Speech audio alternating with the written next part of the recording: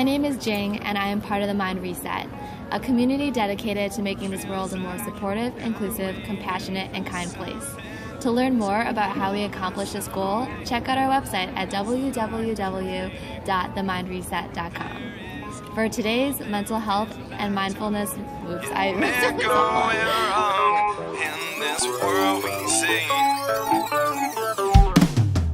for today's mental health motivation and mindfulness Monday, also known as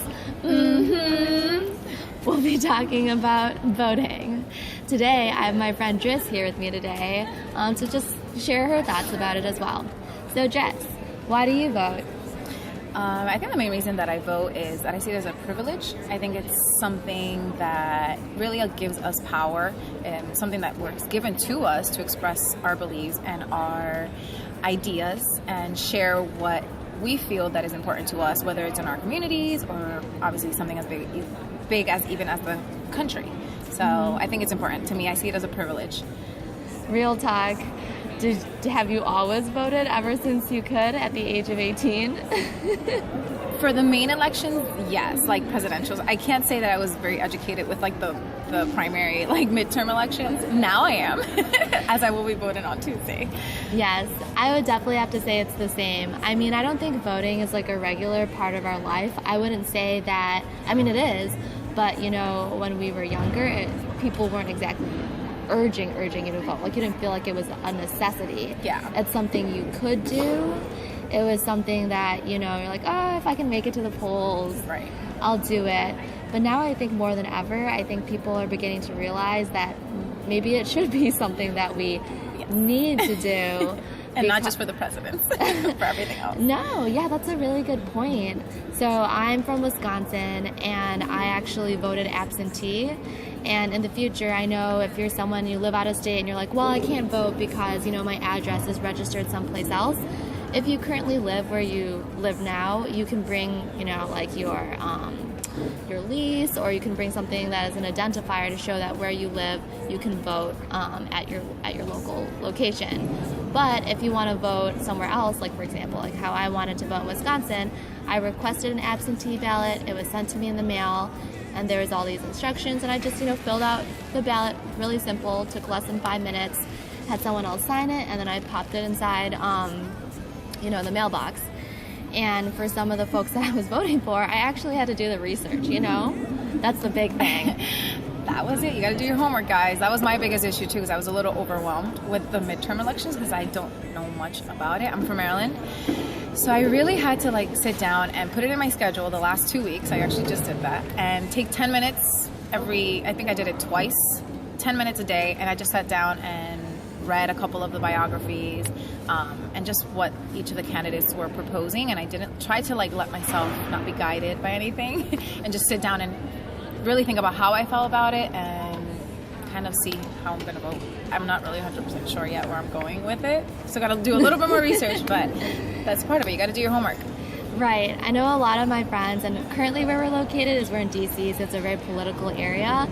And I have friends who are like, I'm Democratic, I'm Republican, I'm moderate, and there's all these identities that people have, and sometimes they just vote because that person is in their party. But one thing I've learned personally, and it's a little tricky to do sometimes, is follow the policies. You know, figure out what this person is going for, and that can be a little tough because people do sometimes just say things, but some candidates genuinely have track records, right? So I'm not going to say exactly who I'm voting for, but I know that the individuals that I'm voting for, their past careers, what they've done in their careers, that in itself is a demonstration of who they are and what their values are. So while I don't know them personally, I can see kind of the profile work that they've done, and the ones that I appreciate are the ones that I'm following. I feel like voting sometimes is a little intimidating. I think for me also, I was trying to find, I think for like the last 3 months or so, I was trying to find either like a group or somebody to like discuss points on and the candidates.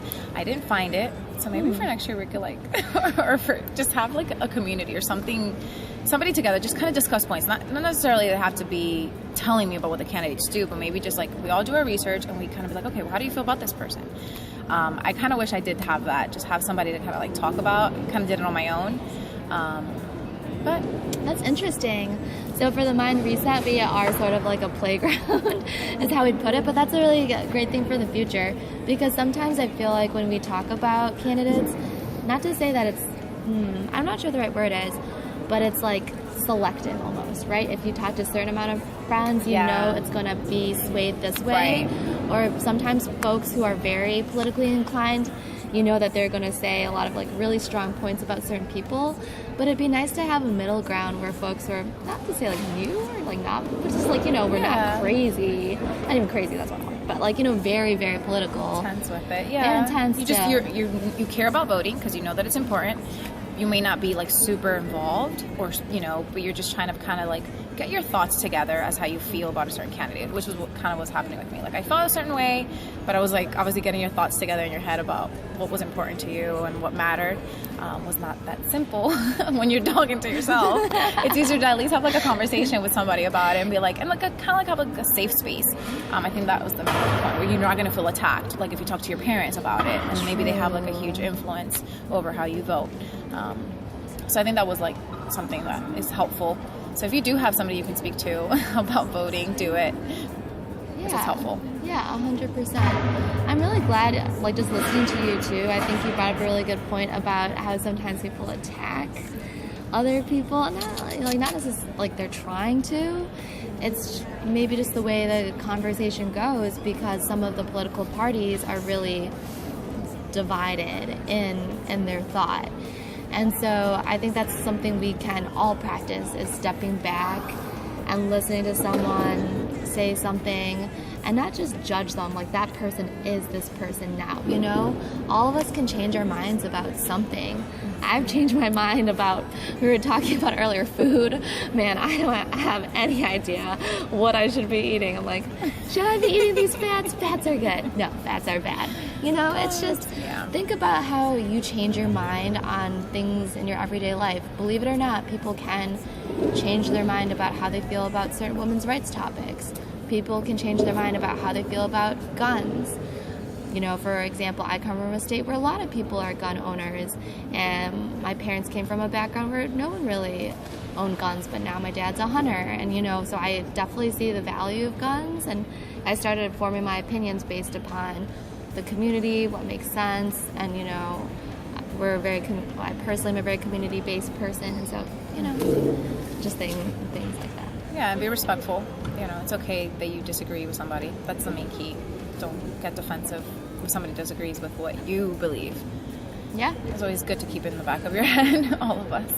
Take a breath, you know, like sometimes I disagree with something in the moment and then I chill out for a bit, you know, I'm like separated from the conversation for a while, and I can see a little more from the outside and realize, whoa, maybe I was a little intense or something. And so, I do that a lot. I have a lot of moments where I'm like, okay, Dris, why did you get so defensive? And it's interesting because when we talk about like voting and how important it is, and a lot of people that don't vote, but if we didn't get so sometimes if we weren't passionate about these topics, we wouldn't get so defensive and we wouldn't get into these like heated debates. So I think like we care more than we want to admit about these things. So if you care so much about it, just go and exercise your right. You do have power. So I notice that a lot. Like sometimes we pretend like, oh, I don't care about voting, or it's not gonna make a difference. But if it didn't, you wouldn't be having like these like arguments with people about online or just in person about these topics that do matter to you. They do matter. Hashtag TMR, total mind reset right there. I mean, just that awareness piece that Dris kind of brought up. I never thought about that before.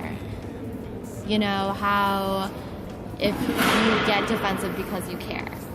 And that's a reason maybe why you should go out and vote. You know, like if you care about something, connecting things that you care about and taking action. Yeah.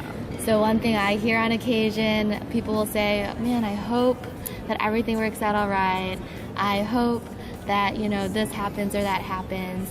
But I tell them, don't hope, act. Because then you can actually make a change. Like you don't just have to hope. You have a much higher chance of having that hope actually happen because you did something to make what you wanted to happen. And so if anything, tomorrow, Tuesday, the polls are open. There's an opportunity for you to act, to, you know, potentially have a little influence on who the leaders are going to be that are going to influence not only your life, but all the people around you as well. On Tuesday, for the blog post, we will also be posting about our community's response to voting, so make sure to check that out. Thank you so much for your time, and we'll see you next week. Thanks, Dris. You're welcome. Bye. Bye.